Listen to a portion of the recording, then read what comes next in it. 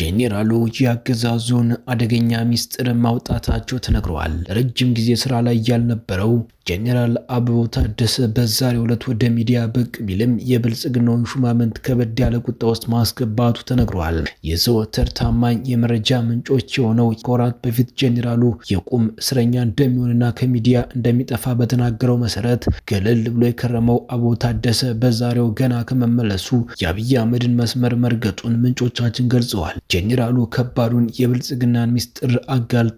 በዝርዝር ይዘነዋል። ሁለት ወታደራዊ አዛዦች በፋኖ መማረካቸው ተገልጿል። የአማራ ፋኖ ብሔራዊ ኃይል ምስራቅ አማራ ቀጠና ምኒልክ ዕዝ እያደረገ ባለው የተቀናጀና ከባድ የማጥቃት እንቅስቃሴ ሁለት የብልጽግና ወሳኝ ኃላፊዎች በፋኖ መማረካቸው ተረጋግጧል። በወሎ ቀጠና ከዋግምራ እስከ አማራ ሳይንት ከራያ እስከ ድጋማ ዋድላ ደላንታ ድረስ ባለው ቀጠና ከባድ ፍልሚያ እያደረገ ያለው የዋርኮ ምሪ ወዳጆ ኃይል በርካታ ያገዛዙን ታጣቂዎች በሸኘበት አውደ ውጊያ ከተማረኩ በርካቶች መካከል ሁለቱ ወሳኝ የብልጽግና ሰዎች መገኘታቸውን አሳውቋል። ሌላኛው በዝርዝር ወደ እናንተ የሚደርስ መረጃችን ነው። የብልጽግናው አገዛዝ የራሱን ታጣቂዎች ጭምር በርካቶችን በድሮን መግደሉ ታውቋል። ፋኖ የሐዘን ቀን አውጀለታለሁ ያለውን የህዝቡን ግድያ በተመለከተ መረጃ ለን ወደ እናንተ ይደርሳል። በላስታ የሚንቀሳቀሰው የአፋ የሚኒልክ ዕዝ ሰራዊት ዋና አዛዥ ላይ የተሰራጨውን ሐሰተኛ መረጃ የሚያመክን መረጃ ኮማንዶቹ ሰጥተዋል። በዝርዝር ወደ እናንተ ይደርሳል። የአብይ አህመድ የቅርብ ሰው እንደሆነ የተነገረለት ባለስልጣን ባረፈበት ሆቴል ሙቶ መገኘቱ ተገልጿል። ሰላም ጤና ይስጥልኝ። የተወደዳችሁን የተከበራችሁ በመላው ዓለም የምትገኙ የሚዲያችን ቤተሰቦች እንደመንቆያችሁን አሁን ለሰዓቱ መደመጥ ያለባቸውንና ጥብቅ መረጃዎች ወደ እናንተ ይዘን ቀርበናል። እናንተም እስከ ዝግጅታችን ፍጻሜ አብራችሁን እንድትቆዩን በአክብሮት እየጋበዝን አሁን በቀጥታ ወደ ዝርዝር መረጃዎቹ እናልፋለን። ጄኔራሉ የአገዛዙን አደገኛ ሚስጥር ማውጣታቸው ተነግሯል። ለረጅም ጊዜ ስራ ላይ ያልነበረውና በኤርትራ ሰላይነት ተጠርጥሮ የቁም እስረኛ የነበረው አበባው ታደሰ በዛሬው ዕለት ወደ ሚዲያ ብቅ ቢልም የብልጽግናውን ሹማምንት ከበድ ያለ ቁጣ ውስጥ ማስገባቱ ተነግሯል። የዘወትር ታማኝ የመረጃ ምንጭ የሆነው ከወራት በፊት የጄኔራሉ የቁም እስረኛ እንደሚሆንና ከሚዲያ እንደሚጠፋ በተናገረው መሰረት ገለል ብሎ የከረመው አበባው ታደሰ በዛሬው ዕለት ገና ከመመለሱ ቀዩን የአብይ አህመድን መስመርን መርገጡን ምንጮቻችን ገልጸዋል። በኤርትራ መንግስትና በአብይ አህመድ በኩል የተፈጠረውን አለመግባባት ተከትሎ በሰሜኑ ጦርነት ጊዜ ከነ ጄኔራል ፊሊጶስ ጋር መዋሉ መዘዝ ያመጣበት አበባው ታደሰም ያለበትን ኃላፊነት ሙሉ በሙሉ ሊያጣበት የሚችልበትን ስህተት መፈጸሙን የሚወጡ መረጃዎች ያመለክታሉ።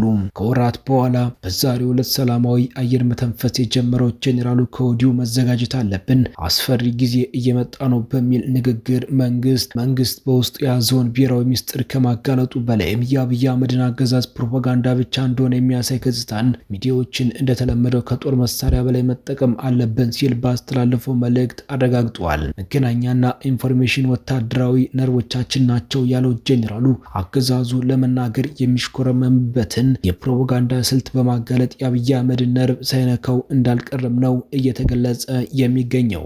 ከዓመት በፊት አብይ አህመድ ዝናሽን ሲያገኝ ራሱ ከኋላ የማይጠፋው አበባው ታደሰ ከቅርብ ጊዜ ወዲህ ከ4 ኪሎ የብልጽግና አስተዳደር የመገለሉ ነገር ግልጽ ቢሆንም ጄኔራሉ ህዝቡ የትገባ ብሎ ጥያቄ እንዳያነሳ በሚል ነው በማይመለከተው ስብሰባ ላይ የተገኘው ተብሏል። በአብይ አህመድ የጥቁር መዝገብ ማህደር ውስጥ የገባው ጄኔራሉ ከአሁኑ መዘጋጀት አለብን በሚል ለኤርትራው መንግስት የጥንቃቄ ደወል መደወሉም በርካቶችን እያነጋገረ ያለ ጉዳይ ሆኗል። ከቁም እስር በበርካታ የአገሪቱ ሹማምንት ጉትጎታ የወጣው ጄኔራሉ የወደፊት እጣ ፈንታው በአብይ አህመድ መዳፍ ስር ነውም ተብለዋል። መረጃዎቻችን ሲቀጥሉ የአማራ ፋኖ ብሔራዊ ኃይል ምስራቅ አማራ ቀጠና ምኒልክ ዕዝ እያደረገ ባለው የተቀናጀና ከባድ የማጥቃት እንቅስቃሴ ሁለት የብልጽግና ወሳኝ ኃላፊዎች በፋኖ መማረካቸው ተረጋግጧል። በወሎ ቀጠና ከዋግምራ እስከ አማራ ሳይንት ከራያ እስከ ደጋማ ዋድላ ደላንታ ድረስ ባለው ቀጠና ከባድ ፍልሚያ እያደረገ ያለው የዋርኮ ምሪ ወዳጆ ኃይል በርካታ ያገዛዙን ታጣቂዎች በሸኘበት አውደ ውጊያ ከተማረኩ በርካቶች መካከል ሁለት ወሳኝ የብልጽግና ሰዎች መገኘታቸውን አሳውቋል። ሁለቱ ለአብይ አህመድ አገዛዝ ህይወታችን እንገብራለን ብለው ሰራዊት እየመሩ ፋኖ ወዳለበት ቀጠና ያመሩት ኃላፊዎቹ ውጊያ ከመጀመሩ ነው ለፋኖ እጃቸውን ሰጥተው ይመሩት የነበረው ኃይል እንዲያልቅ ያስደረጉትም ተብሏል። በኃላፊዎቹ በፋኖ መማረክ የተደናገጡ በርካቶች አብረው እጅ መስጠታቸው የተገለጸ ሲሆን አሻፈረኝ ያሉ 46 ያገዛዙ ታጣቂ ቡድን አባላት ደግሞ የጥር አፈር እንዲቀምሱ ተደርገዋል ሲል ፋኖ ከመሸ አስታውቋል።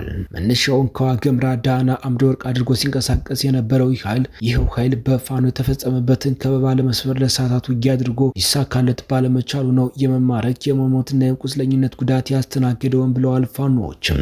ይህ በእንዲህ እንዳለ በድሮን ጥቃት ከ105 በላይ ያገዛዙ ሚኒሾችና ንጹሃን ወገኖች በበለሳ መገደላቸው ተነግረዋል። በቅርቡ በዳግማዊ ቴዎድሮስ 5ኛ ኮር ጥር 2018 ከባድ ሽንፈትን የተጎነጨው የአብይ አህመድ ሰራዊት የሞራል መካካሻ የአየር ጥቃት ለማድረስ በማቀድ ከሰሞኑ በሳላና በበለሳ ቀጠና ተደጋጋሚ የአየር ቅኝት እያደረገ የሰነበተ ሲሆን በዛሬው ዕለት ጥር 7 2018 ረፋድ ዋግምራ ዞን ሳላ ወረዳ ሰየም ድልድይ የተባለ ቦታ በርካታ የራሱ ያገዛዙ ቅጥረኛ የሚኒሻ አባላት ተገደው የተሰበሰቡ ንጹሃን ወገኖችን የሰው አልባ አውሮፕላን ጥቃት አድርሶባቸዋል ተብለዋል። እስካሁን በደረሰን መረጃ መሰረት ከ65 በላይ የሚኒሻ አባላት የሞቱ ሲሆን ከ40 በላይ ንጹሃን ወገኖች በአየር ጥቃቱ የህይወት መስዋዕትነት እንደከፈሉ መረጃዎች ይጠቁማሉ። ቁጥራቸው ያልተረጋገጠ ቁስለኛ መሆናቸው ታውቋል ሲል ፋኖ አስታውቋል።